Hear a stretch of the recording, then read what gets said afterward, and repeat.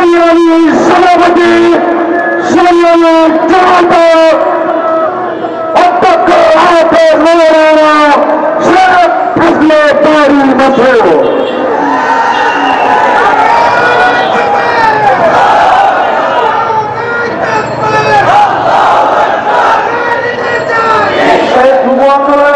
আপনারা রাস্তার দক্ষিণ পাশে দিয়ে গেছেন যে রোডে, আপনারা দক্ষিণ পাশেই থাকেন, এ পাশে জায়গা নেই, এ পাশে আসার জন্য চেষ্টা না করা ভালো, অর্থাৎ উত্তর পাশে চেষ্টা না করে ভালো আসার জন্য আপনারা দক্ষিণ পাশেই থাকেন। রাস্তা যে রাস্তা দিয়ে গিয়েছেন এই রাস্তায় আপনারা সামনের দিকে গিয়ে আসেন স্টেজের দিকে। আলহামদুলিল্লাহ ওয়াসসালাতু ওয়াসসালামু আলা রাসূলিল্লাহ ওয়া আলা আলিহি ওয়া আসহাবিহি আজমাইন, আম্মা বা'দ। أعوذ بالله من الشيطان الرجيم. بسم الله الرحمن الرحيم. وقاتلوهم حتى لا تكون فتنة ويكون الدين كله لله. صدق الله العظيم.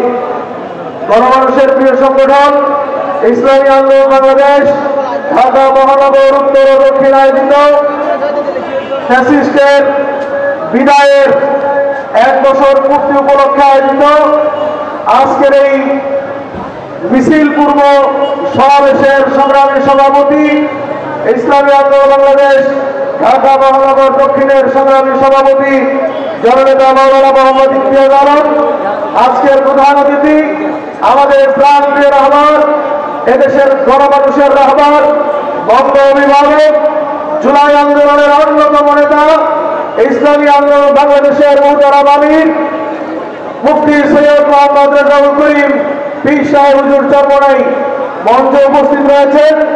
ইসলামী আন্দোলন বাংলাদেশের জাতীয় নেতৃবৃন্দ, নব নেতৃবৃন্দ, সমবেত জুলাই আন্দোলনে প্রত্যক্ষভাবে জুলাই আন্দোলনে যারা শরীক হয়েছিলেন আমার নগরবাসী ভাই ও বন্ধুগণ, প্রিয় ভাইরা আমার, আমরা সকলেই জানি আমরা 1 বছর অতিক্রম করছি। গত বছর ঠিক এই 5 তারিখে ইতিমধ্যেই খবর হয়েছে বাংলার ডাইনি নাকি উড়াল দিবে।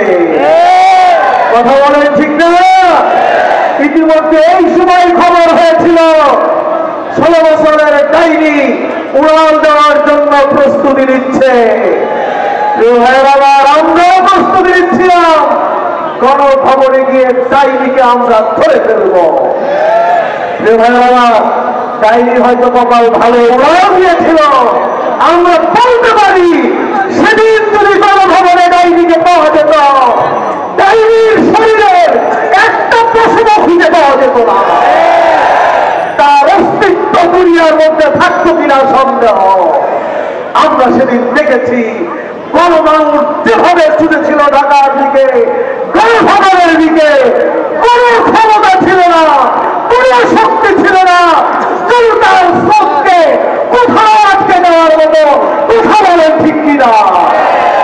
আমরা সেদিন মাঠে দেখেছি মানুষের স্রোত কত শক্তিশালী হতে পারে, বিক্ষুব্ধ জনতার স্রোত কত শক্তিশালী হতে পারে। সেদিন আমরা দেখেছি, দেশবাসী দেখেছে, গোটা দুনিয়াবাসী দেখেছে। কথা বলেন ঠিক কিনা?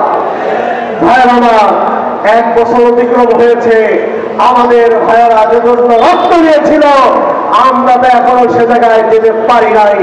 আল্লাহ বলেছেন ততক্ষণ পর্যন্ত সংগ্রাম করো যতক্ষণ পর্যন্ত বিদ্যা, জঞ্জাল, দঙ্গা, চাঁদাবাজ, খুনেরা, লুটেরা ধ্বংস না হয়, উৎখাত না হয়, ততক্ষণ পর্যন্ত সংগ্রাম চালিয়ে যাওয়ার আদেশ করেছেন আপনার আমার রব স্বয়ং আল্লাহ তাআলা।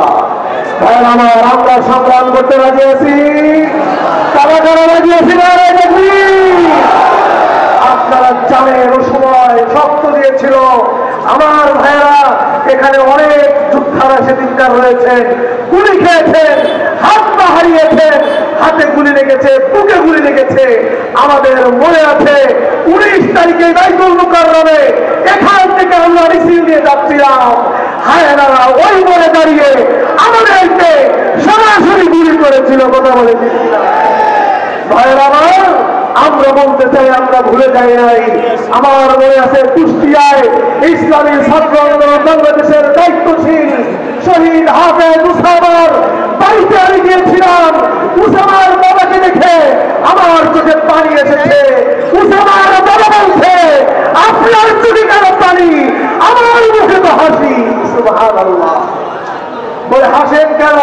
বলে আমি গর্বিত বাবা, আমি হাসছি আমার সন্তান ফ্যাসিস্টকে হারানোর জন্য শহীদ হয়েছে, আমি শহীদের বাবা হিসেবে উঠবো, আমার চোখে পানি আসতে পারে না। আমি জিজ্ঞাসা করলাম আপনার সন্তানকে আপনি কি বলে পাঠিয়েছিলেন? উসামার বাবা বলেছে, শুনে রাখেন আমার ভাই, আমি বলেছিলাম আমার সন্তান উসামাকে, আমার বয়স হয়েছে, আমি হয়তো ঠেলে মিছিলের সামনে যেতে পারবো না, আমি দূরের থেকে দেখতে চাই। আমার সন্তানকে ছাত্র আন্দোলনে দিয়েছি, সাহেব চরমনায়ের হাতে তুলে দিয়েছি, মিছিলের পেছনে থাকার জন্য নয়, বুলেটের পেছনে থাকার জন্য নয়। উসামার বাবা বলল, আমি তা আমার সন্তানকে দিয়েছিলাম, ওসিয়ত করেছিলাম, আমি দেখবো তুমি মিছিলের সামনে না পিছনে। আমার বুক জড়িয়ে ধরে শহীদ হাফেজ উসামার বাবা আমাকে জড়িয়ে ধরে বললেন, আমার সন্তান আমার কথা রেখেছে। কুষ্টিয়াতে চূড়ান্ত 5 আগস্ট যখন গুলি হচ্ছিল, আমি দেখেছি পরবর্তীতে এবং শুনেছি আমার সন্তান ফ্যাসিস্টকে হটানোর জন্য মিছিলের সামনে গিয়ে 2 হাত উঁচু করে দিয়েছিল।